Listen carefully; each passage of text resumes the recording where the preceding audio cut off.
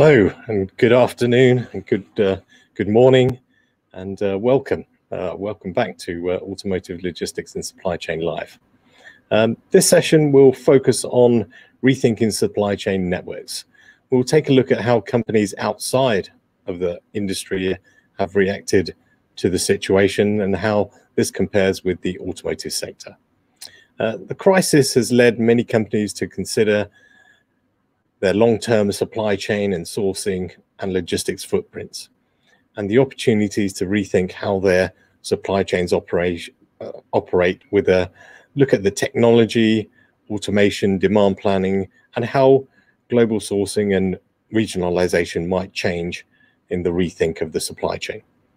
I'm joined by Harry Chase, Director of Advanced Materials at GE Appliances, and Deepak Mavatoor, Managing Partner, Growth Transformation, Manufacturing, Auto and Industry at Tata Consultancy Services. Great to have you here, gentlemen. It's been a very fascinating few days of the event, and we're looking forward to, of course, having a discussion with you right now as well. Thanks for joining us. Good morning. Good morning. So, firstly, I'd like to start with an introduction and overview of the current situation. So, Harry, why don't you tell us what's happening in your world there at GE Appliances, and of course some of the challenges and that you faced during this time, and where you are at the moment. Yeah, great. Thanks. So, GE Appliances, we kind of lucked out. For the COVID kind of a crisis. We had started down a path 2 years ago, really changed our whole strategy, really looking at the supply chain end to end. That included setting up consolidation centers in Asia. Part of that was to really gain visibility. We really wanted to see, really get that control on the end to end, and really understand where the supply base was. So with that, we kind of ended up really looking at a couple partners that we ended up with that allowed us to go and see that end-to-end visibility. So we really kind of lucked out. So that allowed us to get a head start on COVID planning. Yeah, fantastic. And for the most part of that, your supply chains remained intact. I know when we spoke, you weren't really affected by any kind of major shutdowns during that period. Yeah, we really looked at pre-planning. So we started early in the year. We bought some aerospace coming out of China. We bought some. We unfortunately had to charter a couple 747s to move product. Our factories ended up shutting down only for a week, not because of supply chain, but for COVID preparation. And then from there, we kind of built on that to keep the whole flow going. And with these new partners, it really gave us that visibility to understand our product. There were always close calls, unfortunately, where we had some, probably 4 hours to plant shutdown. But really working with some great partners in the air freight business really allowed us to kind of keep the factories up and running. Okay. At the same time, we had just built a new warehouse in Georgia that we started populating. So that added a little bit more confusion because we were transferring from one warehouse to another. And with that, it added some more problems. And to be honest, we didn't impact any plant for months till 2 months ago. And it was really the final yard that kind of got us the final mile. Where we shut down one plant for 2 hours, pulling stuff from this new warehouse. So from the transition with the warehouse, we actually had problems. So we bring parts in from Asia successfully, thousands of miles, but it's kind of the last 40 miles that nipped us eventually with these transitions of warehouses. But with our partners, again, we tied into different tools such as Live Ocean, so we could see everything flowing through. We also brought a new domestic lead logistics provider on board to give us some of that local visibility. So we utilized 4 kites to really track our shipments and understand where our shipments were. So it really worked out to be kind of the pre-planning with COVID, even though we were going through all these transitions, if we hadn't done the transitions, I think we would have been impacted a lot more. Yeah, sure. Yeah, that's really interesting to hear. And always, it's the small things, right, that can sometimes cause the problems. But yeah, it's always a little detail, and it really shouldn't have happened. Again, we make a big effort to get things there. But again, our factories, the appliance industry is really been in a boom due to COVID. We've really just been we're back ordered. All of our competitors are back ordered right now. So we've been running our factories overtime for the last 3-4 months. The supply chain, of course, is become more complex. We kind of again had that early jump start. So planning, buying air freight, space on planes, chartering early on in the March-April timeframe. Where we got kind of more complexity added is that with China being so far behind, we started moving things to Mexico or to Vietnam. And that really started creating some other issues. Where we really started running into issues was the later end when Mexico really got hit by COVID. And then now we were back to looking at sending things back to China and really changing the supply chain around. So we had just finished doing all this air freight. We were actually in a really good lull. Mexico, COVID kind of moved into North America. That really hit us hard. So we ended up having to send stuff back to China, back into the air freight world. This time we didn't really plan for that, so we didn't get some negotiated rates that we had prior in the March-April timeframe. So it's been a real challenge with kind of the supply chain jumping all over the world to keep things kind of up and running. Yeah. That's really interesting to hear, Harry. Let's hear from Deepak and join the conversation. And what are you seeing at the moment? Of course, you do a lot of work with the automotive industry.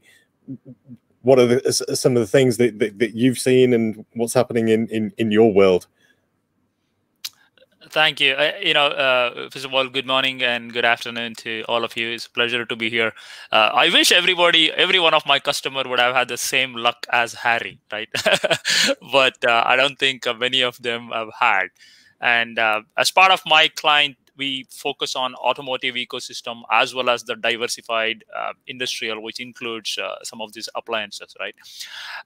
What we have seen in the last 4 months, right, and we have heard enough saying that this is a new normal, and I'm sure 1 year down the line there is going to be another new normal, right? And then we will put this in the rearview mirror. We've as kind of Harry was mentioning, somewhere in the month of February, March, it was kind of viewed as kind of a supply problem, right? How would I bring in enough parts so that we can keep the North American plants humming along, right? Because it was felt at that point of time probably it is a local problem or a region problem, and then hence there would not be any other issues.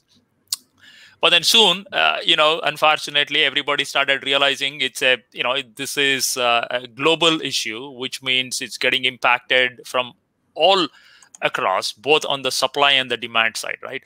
This is where many of my clients, both in the automotive and the non-automotive world, they have they have done a very admirable job, right? Because sometimes you find the kind of a necessity forces you to become kind of inventive. And this is what people who could not make any changes to their processes, for example, their S&OP processes, which they, with a lot of difficulty, they used to run twice a month. Now, all of a sudden, they started running kind of a demand supply planning every 3 days, right? I don't think they went through a project for 1.5 years to figure that out, right? They figured it out in 3-4 days, right? So and then there are a lot of the changes. Some of them are small incremental changes that people started adapting, and then I'm seeing it on a kind of a day-to-day basis. And in many cases, we are working with our clients to enable that as well, right? From a business perspective, I would say in the last month or so,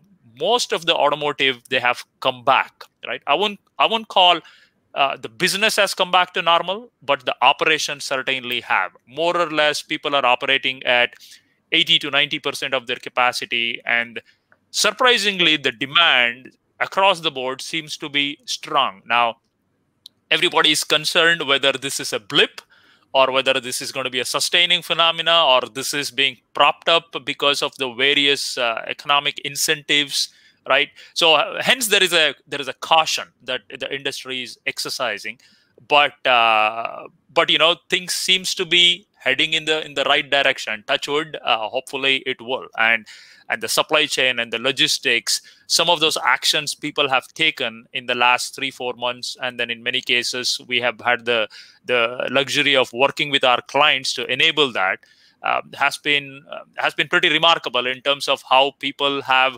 changed their mindset, right? I mean, that is something that at least I'm fascinated with. Yeah, fantastic. That's great to hear. I think there's, we're hearing that, things are coming back up to speed. I think, where are those challenges? I think, further down the line, with that view on demand, nobody really knows yet. So let's see what happens. And absolutely. And because of as I said, my the client base, there are companies, the automotive, both the OEMs and the tier one, as most of the people know, it's kind of for 2 months you can scratch it off from 2020, right? Everybody went on vacation, right? I mean, because they were kind of forced to. Yeah. Compared to many other, I also have some of them had to do, as Harry was mentioning, they have to do kind of a double shift, right? But they have to do under the new guidelines, new normal, trying to figure out how you're going to get. So it's a very interesting time, and there's a lot of adjustments are happening on the business world, and certainly technology is playing a big role in enabling some of those things to happen, the first mile, the last mile, and everything in between. Yeah, sure. Yeah, absolutely. Harry, I know when we spoke, you said earlier on you did a supply chain redesign or refine some of your elements of your supply chain. Tell us a little bit more about that, and how you think that's going to change now, and what are you rethinking as a result of then and the now, I guess. Yeah, so we really never at G Appliances had a strong inbound strategy. Our forte was really sending bids out to the carriers. We were very good at that.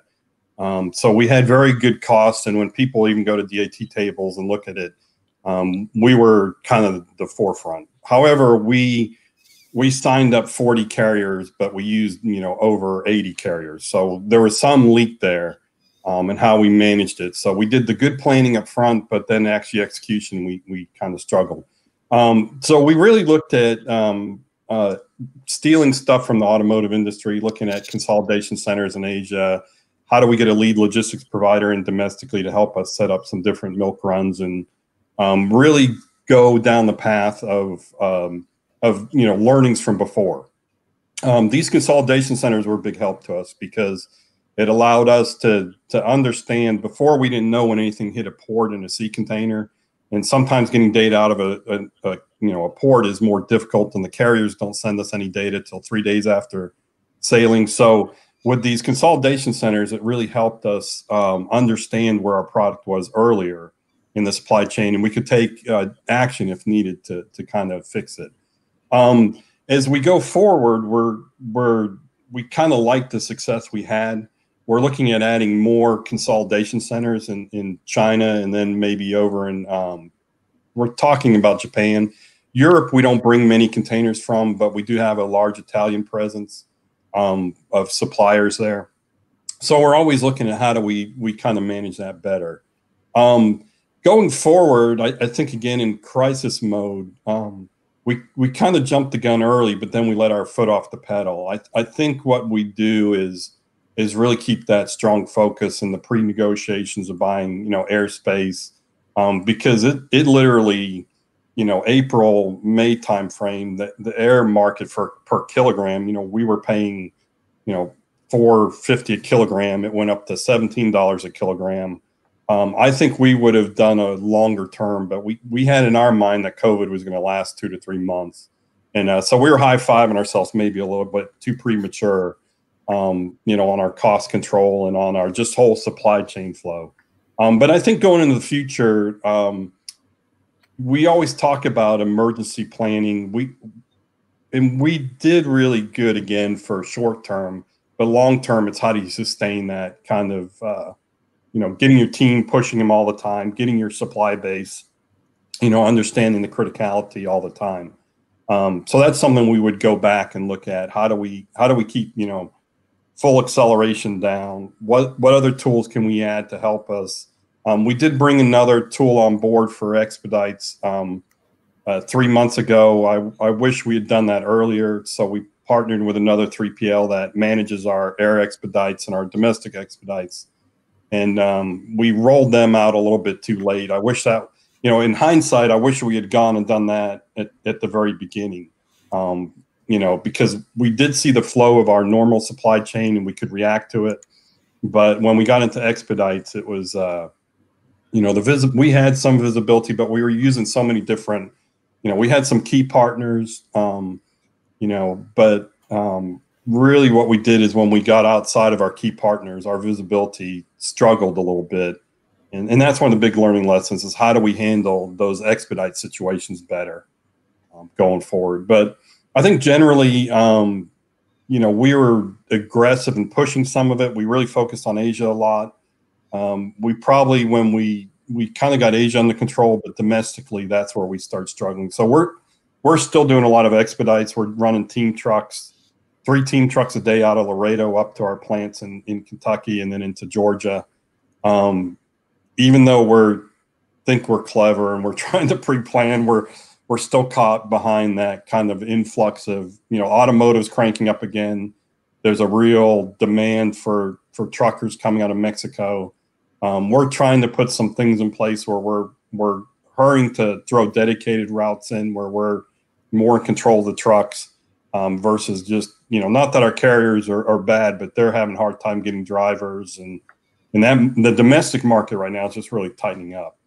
So probably another bigger focus on domestic. Yeah, sure. And how does that? How do you? I guess this is the question, right? So how does your supply chain compare to automotive, right? Obviously, you've worked in automotive yourself, and Deepak, you work with many auto companies. How would you define the difference between the two? We're very close. I mean, so we bring stuff from Mexico, we bring stuff from Asia. I think the difference is our suppliers aren't quite as, a lot of them are smaller, even though we're doing millions of units a year. So, when we run a plant, we're running 1.8 million units out of it. A car plant, a big car plant runs 400,000 or 500,000 at most. So we're doing 5 times more of the volume. Now our parts sometimes are a little bit smaller. But I think we share a lot in common. Where we really struggle is that we've never forced the suppliers, such like labeling compliance, ASN compliance, loading the truck on time compliance. These are all kind of new things in the appliance world. I think with AIAG, it's really given an advantage to automotive guys that they can kind of, even though I know working for different automotive companies, we always modify AIG the way we want it. But I think that gives a big advantage to them. We do have AHAM, but it's more of a kind of a loose knit program, nothing like AIG, and definitely not touching into supply chain. So our suppliers, it's really where we started working hard to get them to understand the importance of an ASN. A lot of them, sit there and say, we'll send it eventually, or we don't get it. And then labeling is, just simple things again like that we don't seem to have that leverage over our supply base like the automotive guys do. Yeah, sure. And Deepak, from your perspective, of course, you work with automotive, but you also work with other industries as well, right? Absolutely. And there is this funny that I've heard this.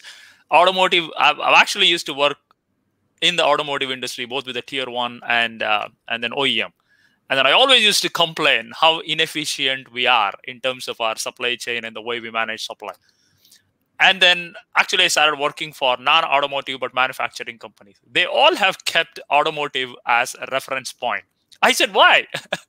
Right. But then, it's and then now, now I'm in my other role. Now I'm seeing, right, there are some good things in automotive, certainly, but there are also some very neat things which are, like, for example, the last mile Harry talked about, which is very important from an appliance, especially from an outbound, right? May not be from an inbound perspective. Some of those things, right? Like, let's say if you're producing the cars for the mass market, right? Now, is that somewhere you want to invest? If you want to invest, why? How? I don't know whether it is fair to make an apple-to-apple comparison, but everybody has got their own strength and then a little bit of weakness. They're certainly learning, right? The automotive industry, one of the things that they always say is we are different, right? Within the two automotive companies or within three divisions of within automotive company, they always say we are different. Hence, everything, supply chain has to be different, logistics has to be different, the marketing has to be different. I don't know whether it calls for that level of differentiation, but of late, they are certainly being a lot more open, and they are learning a lot of things, right? But one of the things that the supply chain, especially in automotive industry, it's squeezed to the maximum from a cost perspective, right? That's an art you got to give it to them, right? Now the question is, does that, right, the just in time, the cost optimization, right, and the routes that they all have been tried to their best possible extent, because every dollar counts depending on the type of products that you are producing, right?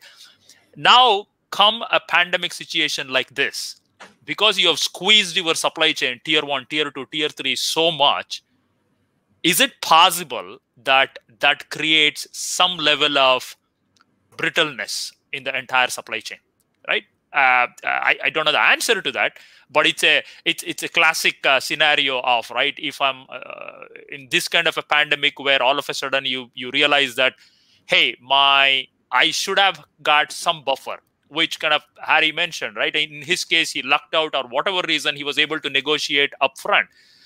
And then probably he had got some stock as well, so he could not, he did not stop any of the plants.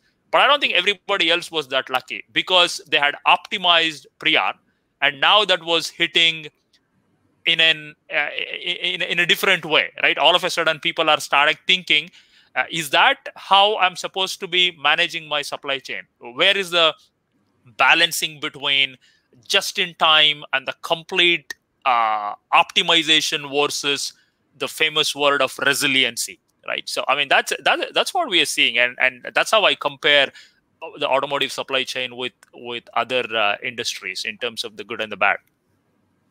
Yeah, that's really interesting. Thank you both for that. I think you mentioned the word resiliency, and we've heard a lot about resilience in the supply chain. How do you think supply chains? How do you think we can rethink supply chains to put resilience at the heart of that? And I guess, what are the tools that will help you achieve that? Harry, you spoke about some of the tools that you're implementing there. Is it more advanced kind of BI tools and AI, or is it kind of automation and those kind of things that are going to help you to drive this forward?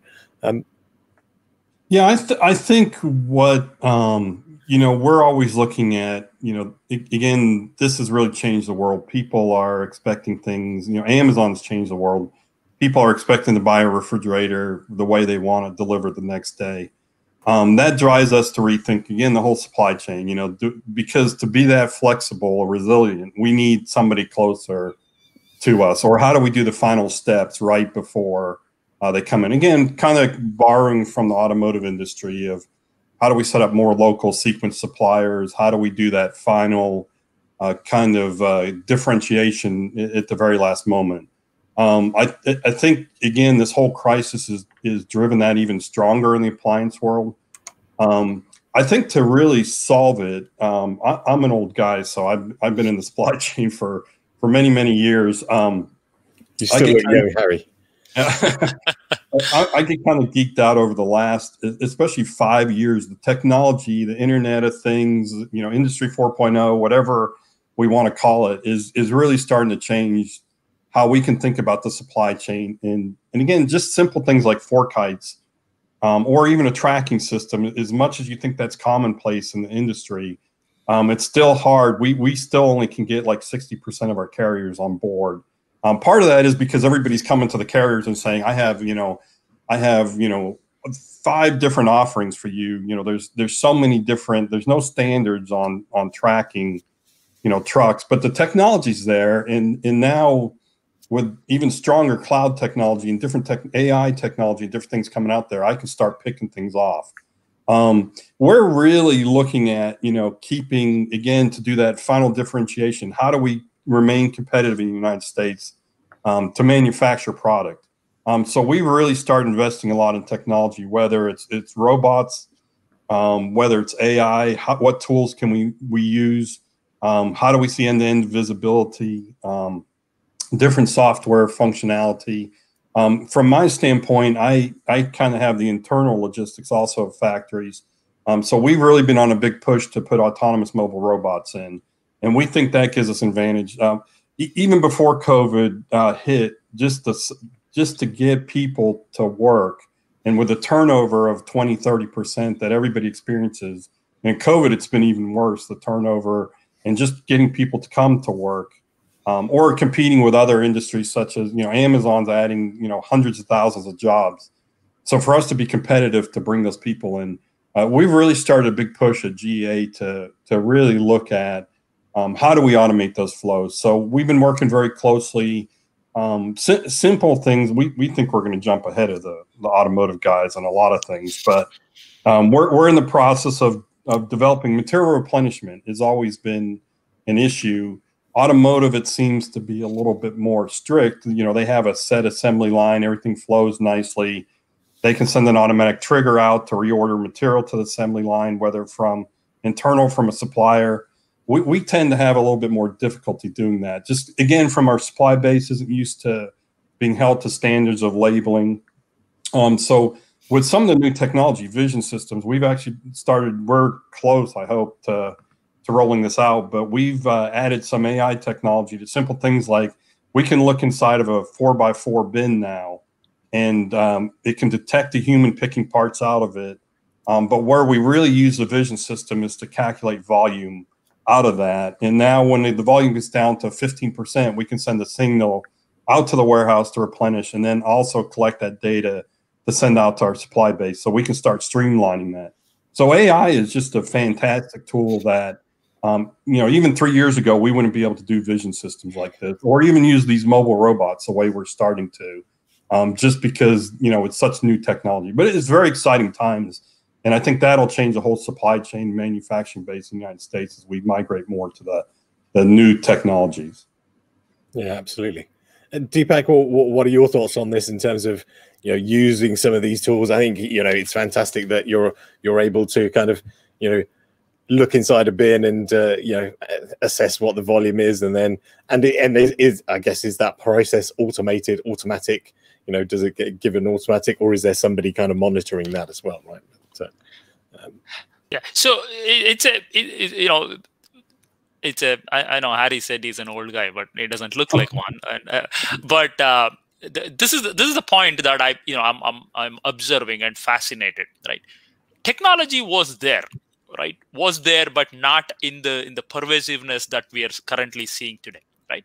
And say, for example, the track and trace he talked about, the sensors, right, and some of those pick to light, which is the bin that he talked about. Some of the technologies were there, but the mindset to adapt them into our businesses was not always there, right?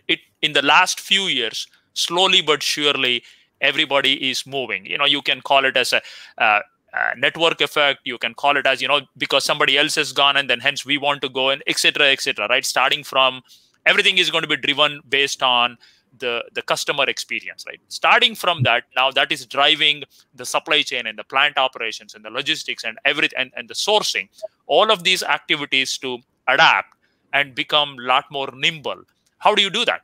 As human beings, we can only do so many things, right? So if you bring in these concepts of machine learning, right? AI, the robots, the drones, so on and so forth, definitely you're seeing you can eliminate the cost, you can optimize your supply chain, you can significantly impact your throughput, right? All of those things, the business has started adapting and agreeing, right? It is now no longer a technology issue. Every one of the business strategy now has an embedded technology strategy behind it, right? When I came out of the business school, I never used to do anything with the technology. I didn't want to touch it because I said, no, I'm going to do all of this using business strategy, does not require any of this technology. Now it's no longer that is the case. The one thing that I am seeing and I'm advising our clients is from a supply chain perspective, right? You've talked about AI and ML. The effectiveness is not going to be that great when you do that in a siloed manner. Look at the example that we just heard, right? If you're going to get some kind of a e-Kanban kind of a signal, you should be able to measure the count, measure the volume, and then translate it back to your supply chain, tier 1, and hopefully tier 2 and tier 3. That's when the entire thing is going to become what I call as a connected supply chain, right? One of the things that at least we are advising our clients, and a lot of them are showing interest, is this kind of a platform, right? We cannot, especially this pandemic has told us, we can be stronger only when we all are going to be together, right? But I regret to say, still in most of the supply chain, as we go deep down, that trust is not there, right? Which means if trust is not there, that collaboration is not going to happen, and the connectedness is not going to happen. If you don't have those two, what I define as the cognition portion of the supply chain, right? We define it as like a 3 C's of the supply chain: connected, collaborative, cognition. Each one of them is very, very, very important, right? This collaboration kind of a platform, if that enables, which already has the elements of the AI, elements of the machine learning, elements of the digital twin, that will enable the entire network to do great, right? And there are tools such as the E2 Opens collaboration platform, right? I mean, it's a fantastic, in my way, from a practitioner perspective, it helps people to think about, right? Similarly, we have a control towers. Similarly, we have a demand sensing technologies. Each one of them, I think I'm seeing more and more business people, not necessarily the technology or IT team, are getting gravitated towards, because they are seeing the impact of it in addressing these kind of a pandemic and also non-pandemic, right? I mean, let's agree, right? This may be 2020 COVID, and I am sure 2023 something will happen. 2017 something happened. 2011 something happened. In each one of these cases, we saw there was an increased impetus to adapt something new, right? I hope it's going to continue. The unfortunate part is, many times, once the situation goes away, people go back to the normal. That means they would say it's not going to happen, right? That means I don't necessarily have to invest in all of those things, because I need to do quarter to quarter reporting to the Wall Street, right? Hence, I'm not going to invest, right? But hopefully they're going to invest on these things, which is going to impact structurally and enable that for a long term. Right? So that's what I'm seeing. Yeah, that's really interesting. What are your thoughts there, Harry, on the collaboration? I mean, in the appliances world, how much collaboration are you doing with your partners and yeah, of course, with your competitors? Yeah, we always believe we're collaborating with our suppliers, but there's still a little bit of adversarial relationships there. We haven't really, again, kind of the reason I like the data and the technology is it starts taking finger pointing away. And that's something we've also learned by introducing these, we're using InfraNexus to kind of track that international supply chain through our 3PL. We never had data. It was just like Excel sheets. Nobody believed it. We would say the supplier shipped late. No, I shipped on time. I booked on time. I did everything correct. No, you didn't. Oh, then you sent me an order late.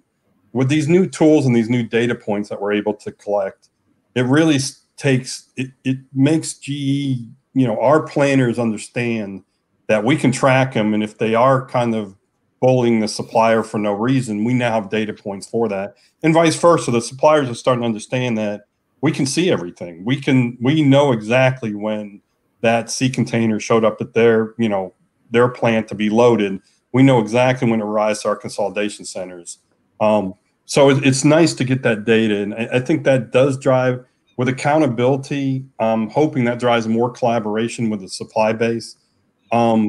With our competitors, we're still very paranoid about our competitors. I think the automotive guys have, you just saw GM and Honda announce they're doing a partnership to do EV. We're not quite at that point yet. We're still a little bit, we believe our washer is better than anybody else's. And if they see what we do, then they're going to steal that secret sauce. Even though they can buy the washer a week later and tear it down and understand exactly what we do. So we're always paranoid even now, especially during COVID. We, with capacity constraints due to the supplier having issues getting manpower in to drive the factories. Of course, we walk in there and we say, hey, you need to dedicate all these resources to us. And of course, the supplier says, yep, sure. Well, for you, G, we're going to do anything you want. I guarantee the next day, Whirlpool's walking into that same factory, talking to the same guy, and they're saying, hey, you got to do this. Oh, yeah, you're our number one customer. You're going to get all the favoritism. And then all our competitors, Samsung and Electrolux, walk in the next day. We haven't gotten to that, big collaboration point. We're not even on the inbound supply chain. It seems kind of crazy. We go into the same suppliers. I know for Whirlpool, because I work there, and Electrolux uses the same suppliers, but yet we're running quarter truck empty, and our factories aren't that far apart from each other. So I think there is a paranoia. That's one of my big pushes next year is how do we get some sort of collaboration? There's always been a belief, this is from my Whirlpool days, so I won't say it's from G days, but there's a belief that that carrier is going to show preference to our competitor, and therefore that's bad. And so it's always this paranoia. It's an unknown. But I'm a believer that technology, and accountability. If I can go to upper management now and say, look, the carrier is not going to do wrong because I have all these data points. I'm tracking everything, whether we put RFID tracking in or we put other tools in. I know exactly when that product's moving on a truck, off a truck. I think, again, the Deepak, the technology has been around. RFID's been around for 50 years. The problem always has been cost, right? And so with some of the new technology, even vision systems and stuff like that, I mean, the thing that always worries you is you buy a PC and 6 months later they've doubled the AI capacity, and NVIDIA is like some genius. I don't know how they keep upping the game. So you have to buy a new PC because you go, wow, I can go 3 times faster. But I think, again, with technology, some of the data points that we can show that we're getting that accountability, the carriers showing accountability, we can really utilize that technology to build better collaboration. That's my belief next year, is that really, how do we reach out to the Whirlpool, the Electrolux, the Samsung, LG of the world that are going to the same supply base? Why do we want to waste space on a truck? Or we want more frequent deliveries. We want to hold less, raw material. We want to do all the great things in the world that the finance people tell us we need to do, lower our cost. But eventually we'll get to a point of optimization that we just can't, I got a half a truck, so you either have to let me bring in and store. I have to build onto my building, store more inventory to utilize that full truck to take cost out. Or I have to be smart and go to my competitor who's also pulling in half a truck, and their plant's literally, 80 miles from mine. So that's what I'm hoping. Technology drives better collaboration and kind of even with the suppliers, I'm hoping with that technology, those data points, they can see that we're not there just to point fingers randomly, but now we have data that show what we're doing wrong, but also what they're doing wrong, so we can build a better solution together. Yeah, fantastic. Well, that's fantastic. I think we're kind of out of time, unfortunately. It's been a fascinating discussion to hear about the world of GE appliances, and of course, Deepak, thank you for sharing the 3 C's. I think I'm going to take that away and focus on that, and it'll be interesting to see how how the supply chains begin to collaborate more. Harry, of course, we're here to help you, of course. Maybe we can help you collaborate with the OEMs and help you maybe with some of the other appliances manufacturers as well. But and of course we'll be sure to ensure that my next appliance is a GE one too. Perfect. That's what you need to buy. So thanks very much. There were maybe just one quick question that came in. So I will ask you how it was for you. So if you were seeing any struggles that you had from sourcing from Vietnam specifically. Yeah, real quick, Vietnam's an interesting place because, when you go North Vietnam, it's a whole different supply chain than Southern Vietnam. So when you get into Ho Chi Minh City, it's a lot easier to flow things through. Northern Vietnam, we still struggle with sailings. We can't move things from north to south or south to north. So it's kind of odd. We consolidate our Southern Vietnamese suppliers in Ho Chi Minh City, but our Haiphong up in northern Vietnam, we are just struggling to do anything up there. So it is a different supply chain. I'm not sure why. I think the country still feels that they're two countries maybe. But again, the Ho Chi Minh City is a lot better flow for us in consolidation. So we struggle with those northern ones. We still bring a lot of stuff LCL out of there because we can't get it down south easily. Okay, great. Well, look, I mean, I'm not. The question was anonymous, so whoever you were, I think Harry's been in the platform as well. So maybe reach out to Harry, and I'm sure he'd be happy to kind of share some more experiences of that as well, right? So, gentlemen, it's been a real pleasure. Thank you so much. Really fascinating to hear the discussion. We're going to move on to the next session. We'll start at 2:30. So we're looking forward to that, and that's especially focused on finished vehicle logistics, and that's looking at rethinking network design and optimization. Again, that whole kind of rethinking the supply chain is critical to everybody, inbound, outbound, aftermarket, etc. Right? So let's continue the discussions, and thanks very much. Thank you. Thank you, guys.